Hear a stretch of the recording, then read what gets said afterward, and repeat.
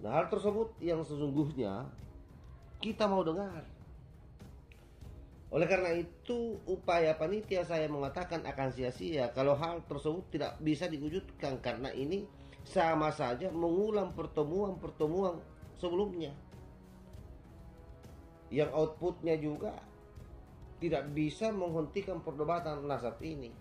Karena hanya satu yang bisa menghentikan perdebatan nasab ini, Kelompok Lawi harus mampu menjelaskan soal silsilah nasabnya secara real ke atas sampai ke Rasulullah Sallallahu Alaihi Wasallam. Selama itu tidak mampu dia lakukan, maka tidak ada satu pun juga yang bisa menghentikan perdebatan ini, apalagi perdebatan ini sudah menjadi ranah publik. Lalu kenapa kemudian ini mesti dibahas oleh publik? Ya karena dia mencatat silsilah keturunan Rasulullah Sallallahu Alaihi Wasallam, manusia mulia yang semua orang, terutama orang Muslim, merasa memiliki yang namanya Nabi besar Muhammad Sallallahu Alaihi Wasallam. Jadi sangat wajar kemudian kalau orang-orang yang mencatut nama Rasulullah Sallallahu Alaihi Wasallam sebagai bagian daripada zuriatnya atau cucu Rasulullah, itu wajar dipertanyakan benarkah atau tidak, karena ini berefek sosial dan bisa menyesatkan umat. Engkau ku hargai.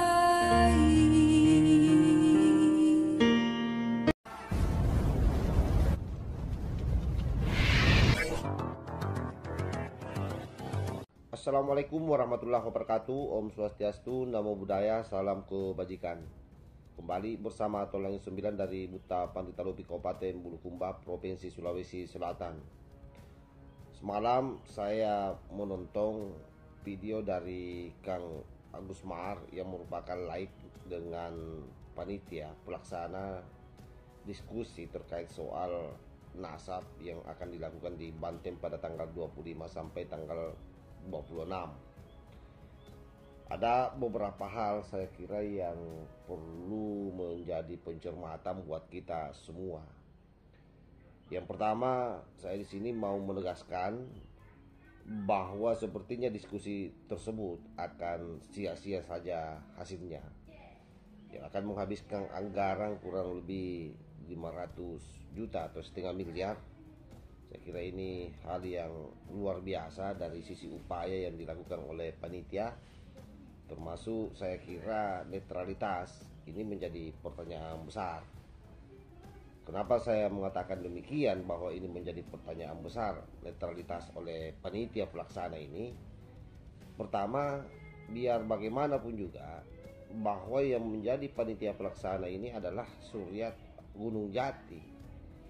Kemudian akan menghadirkan juga Suryat daripada Gunung Jati dan termasuk Kelompok Lawi pada hari kedua, kalau kita mendengar seperti apa pembicaraan dari Kang Agus Maar dan ketua panitia dari acara tersebut.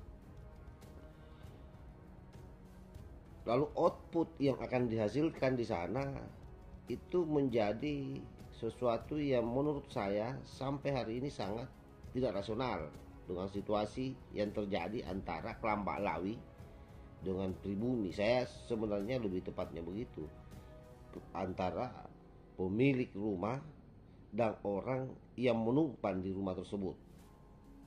Dalam perspektif kalau kita mau berandai-andai, di mana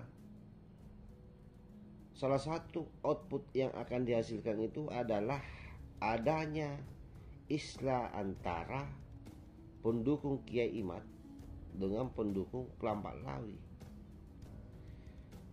Nah, cuma kemudian tidak koheren dengan apa yang menjadi jawaban ketua panitia ketika ditanya selanjutnya apakah ini hasilnya akan menyimpulkan tentang bagaimana nasib Kelompok Lawi ini.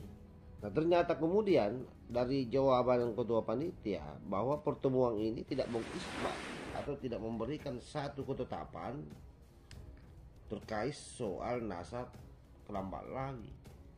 Sementara memang yang kita perdebatkan dari awal ini adalah adanya penelitian Kiai Haji Imanuddin Usman Al-Bantani bahwa nasab Kelambak Lawi terputus.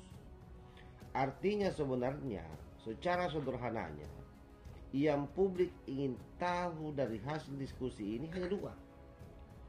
Yang pertama, apakah Kelambak Lawi mampu menjelaskan nasabnya secara runut sampai ke Rasulullah Sallallahu Alaihi Wasallam berdasarkan kitab-kitab nasab yang sumbernya itu primer atau sekunder, atau sama sekali tidak bisa menjelaskan itu secara runut sebagaimana yang selama ini kita dengar di media sosial, mulai dari Habib Hanif, Qurtubi, bahkan Habib Rizik juga ikut berkomentar di situ, yang bahkan menuding Kiai Imad CS sebagai pembegal nasab, yang sesungguhnya kalau kita ikuti dari awal videonya sejak 5 bulan lalu, yang membegal nasab itu adalah mereka, membegal nasab Rasulullah Sallallahu Alaihi Wasallam.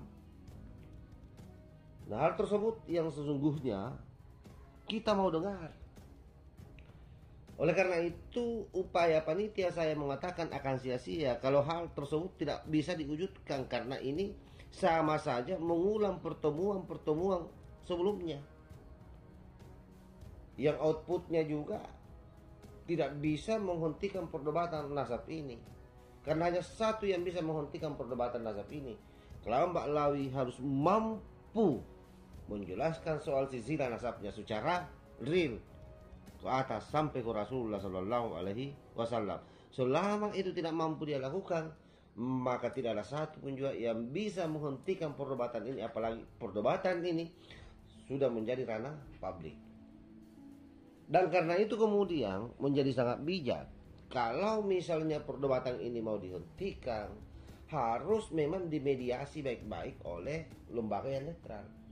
Saya kira lembaga yang netral adalah pemerintah atau setidaknya Majelis Ulama Indonesia yang menjadi pelaksana daripada perdebatan ilmiah terkait soal nasab Kelambak Lawi ini.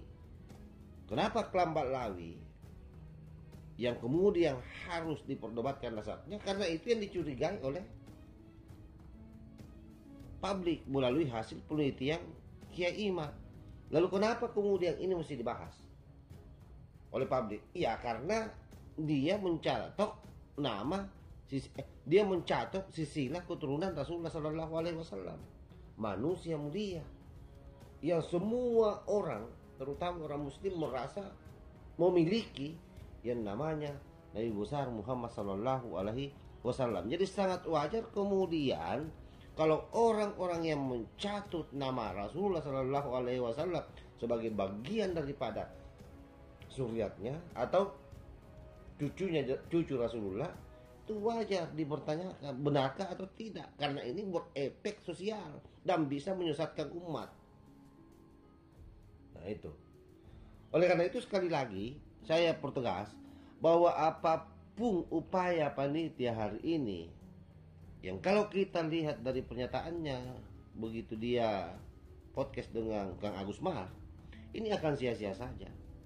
Jadi sekali lagi, pertama soal kenetralan.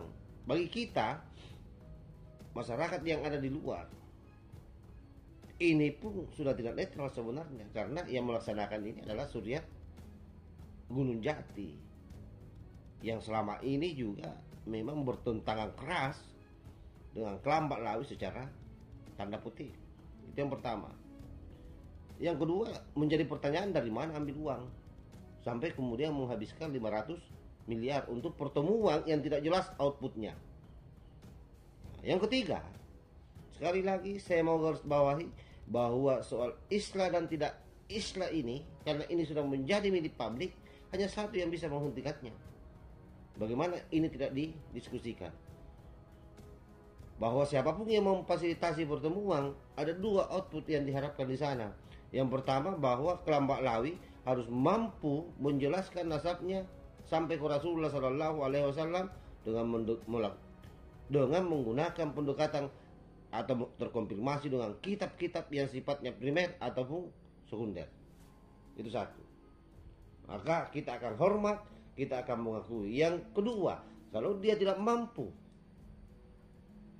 mewujudkan itu, tidak mampu menyusung nasabnya ke atas berdasarkan kitab-kitab yang ada, yang sejaman saya kira, ataupun yang sekunder, sekalipun itu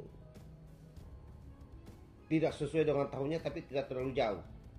Maka ketika itu dia tidak mampu lakukan, maka mereka harus dengan legowo mengatakan, saya akan mengakui diri saya bahwa saya bukan zuriat Rasulullah Sallallahu Alaihi Wasallam.